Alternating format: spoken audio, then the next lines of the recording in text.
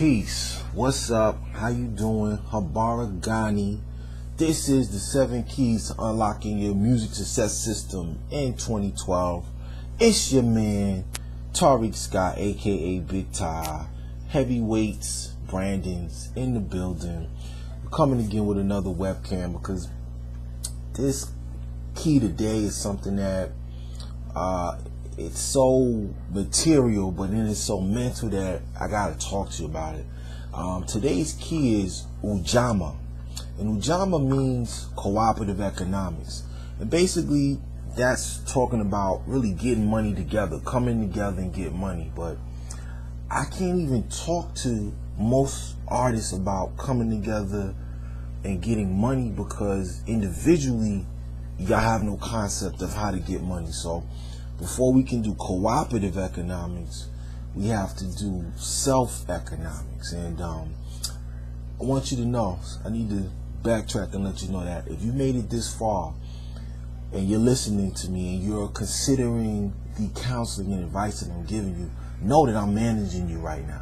Know that these conversations, these keys are conversations that I have with the artists that I manage, because officially I only manage one artist right now, an artist by the name of Stanza.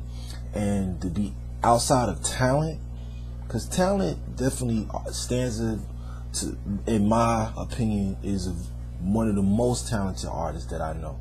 But besides that, the reason why I manage him is because he listens. He's coachable. So for those of y'all that are wondering, why, we haven't done, anything yet, and it's different reasons for different people. This is not blanket, but a lot of times, man, it's because, y'all don't listen. So I'm saying this now because if you gotten this far, that means you're listening. And I am managing you. This is what I do. I didn't call it that. It's the 7 keys to unlocking your music success system. But this is what we do all day, every day. This is what a manager does. Now, y'all have a misconception of what a manager does. And this is a great time to talk about it because a lot of y'all are looking for investors. Y'all are not looking for management. Y'all looking for investors. You are looking for people to put money into what you're doing. But why should somebody invest in you when you haven't shown that you know how to get money? It's not about your talent.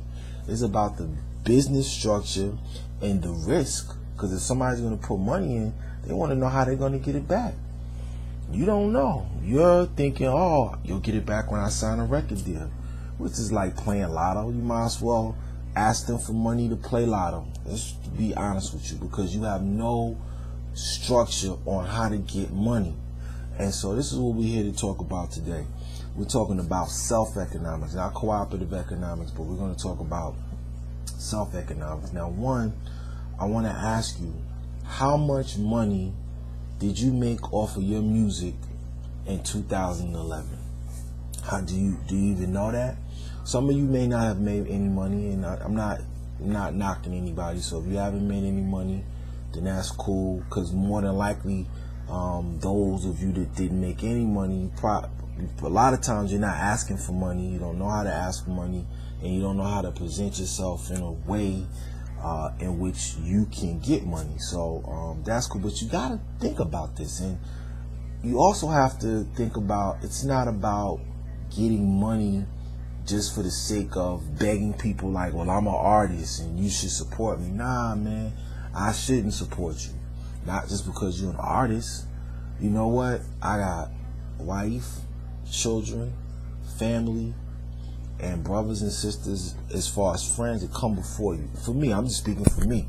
So if there's no immediate need, then no, I shouldn't support you. And if I'm doing an event and you cannot qualify how you bringing in money into the situation, like, the promoter or the owner of the club, they're taking a lot of the risk. And so I know a lot of you feel like, man, so-and-so should pay. And there's some people that do pay you.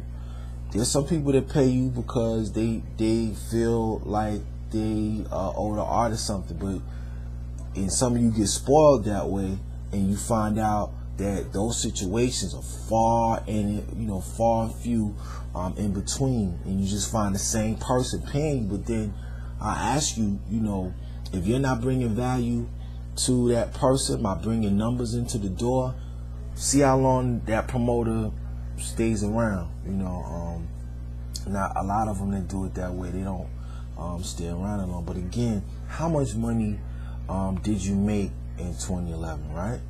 Okay, so now if you didn't make any money, you just kind of listen to what's going on. Now, for those of you that did make money, what did you think about this? And not only think about it, write it down. What was it that you did that made you money? Was it one thing? Was it several things? And the reason why I asked this is because a lot of you guys, if you did make money, how many of you made money off of selling CDs or downloads? Okay, now if you have, then I would say, in your business structure, that's something that you should, continue to do. Now, if you made your money in something else, for instance, I know artists who made most of their money in 2011 through publishing. All right, so you would think, because the majority of their money came from publishing in 2011, that they would have they would be pursuing licensing situations and writing, but that's not the case. They spent the majority of the year building an album, but their money didn't come from selling any albums. See, so we got to get to how you think, because if you want someone of importance to invest in you or manage you, you got to think right. Somebody doesn't want to manage you and argue with you about your need to be writing for publishing and licensing, if that's how you're making money, and you're being stubborn saying, no, I want to record this album which has made no money, or you haven't had a track record of selling albums. It's not to say that the artist shouldn't record the album, but priority wise, you should do the things that are making you money, or discover things that will make you money. Now, it's my contention, and I have to share this with you, is that the sale of music, whether it be CD or whether it be digital download, is not the primary way that an artist moving forward should make money or will make money. That's my observation. That's my expert opinion, if you will. And I think it kind of is challenging to an artist, because as an artist, you value your music. You say, because that's what you do. You create music, so you value it. But what is it really worth? I know this is not for producers, but I had a producer earlier this year came to me about my artist, right? I didn't solicit him, and the manager actually came to me and was asking, said they loved Stanza, and the producer wanted to work with him, and wanted to send tracks, and he was going to send me this price list. So my thing was, it's not that I don't believe in business or supporting a producer, but I asked the manager, well, how do you put a price on your tracks? Like, what mechanism do you use to measure the value of your tracks? Now, of course, you guys talk to other producers and you get an idea of how much tracks it cost, but real market value, meaning what I'm talking about is, okay, here's my business system. We're selling music. How much are we selling music for? How much are we getting in return? That's the real market value of what your tracks are worth, based on, in the market, what the product is going to sell for, not what you make up in your head. Because you can say, yo, my tracks cost $3,000. Okay, cool. Now, am I going to make $3,000 in the sales of CDs within a certain time period, on top of every other expense that I have to do to produce the CD? So it starts to really not make sense, because really we can say anything is worth anything. I'm giving you this information for free, but I can tell you that this information is worth $5,000. I could say it. You might not feel that way, or you might feel it's worth more. Anybody can put any kind of price tag on anything, but in in real life, what is it worth based on what are you able to do with it? What can you turn around once you get whatever this service or product is, and what can you actually make of it? So we're going to find our money magic number, and there's a worksheet, as always, or as most of the time. We have a worksheet where I want you to find your music, your money magic number, which is basically dealing with how much you want to make versus how much you've made, and then you're going to see the difference between where you're at and where you need to go. Now, if you haven't made any money in 2012 in music, do not despair. What you need to do is study the game, and not the music game. Study business. I say study business because good business structures are duplicatable in all things, and also study yourself. How many? Better yet, I just thought of this. Not only how much money did you make this year, how much money did you spend on music this year? How much money did you spend going to concerts? How much money did you spend buying music? Write that down, and then also think about people around you, because that's going to give you a clear indication of one, who you should sell to. Because if you're a person who's spent a significant amount of money this year on music, if you still buy CDs or you still buy digital downloads, and you still attend concerts, then I would think that the people around you are similar. So then you understand who you probably should be the people, I would assume, that's made some money off of music. I know a lot of you artists don't buy music, you don't spend money to go to concerts, but yet you expect the customer to do so. And a lot of people aren't doing it. So now, what did you spend money on this year? Write that down. What did you spend in any area? Whether you spent the most money on sneakers, clothes, video games, whatever, books, whatever you spent the most money on in 2011, write that down. And what I will say to you is, whatever you spent the most money on, if you spent the most money on CDs, then I would say in 2011, and this is for the people who haven't made any money, in 2012, you should look forward to making money off of CDs. If you spent the most money on clothes, sneakers, then I would challenge you to figure out how to put out your own sneaker. That sounds crazy, doesn't it? But is it really? No, it's not. It's only limited by your mind. And if you have the proper coaching, you can figure out where you need to go to put out your own sneaker. I mean, you buying sneakers. If you're a sneakerhead and you're that much of a connoisseur and expert on sneakers, and you know people who like sneakers, why wouldn't you be the best person qualified to make a sneaker?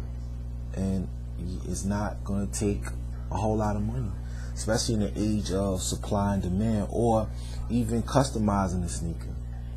I mean, again, see, this is what I do as a manager, help develop ideas, or, human development mentor. This is what I do, help people develop their ideas. So again, this is the exercise, and it's going to be on the worksheet for you to write down how much money that you want to make. And you've already done this in a previous exercise, so all you're going to do is go back to your goal sheet to get how much money that you want to make in 2012.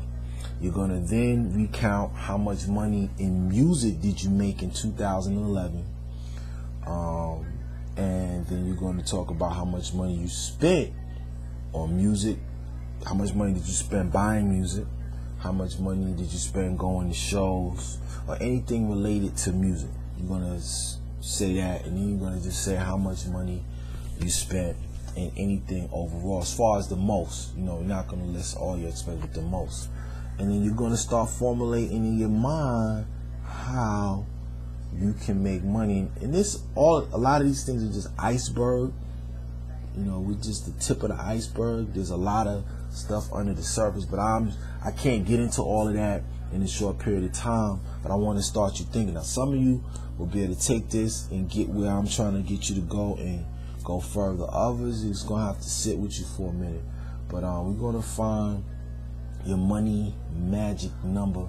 And for those that want to rock with me, we know that in 2012, our money magic number is gonna be 12 G's, right? It's about 5 to 10 people that I want to help make 12 G's, but we'll discuss that more later on. So once again, today's key is Ujamaa, cooperative economics, but we're flipping it because we do self-determination. We do Kujajakali, we flipping it, and we're saying it's self-economics, because a lot of I can't talk about coming together and making money until you know how to make money for yourself. Then once you know how to make money or have the concept of making money, then we can have the discussion on how we can come together and make money. All right, so this has been the 7 keys to unlocking your music success system in 2012. It's your man Tarik Scott, aka Big Ty. It's Heavyweights Branding. The next key is going to be Nia, purpose. Powerful. I mean, your Nia, your purpose, man. This is why you doing what you doing. Yeah. So that's the next key, and we'll see you on the next page. Peace.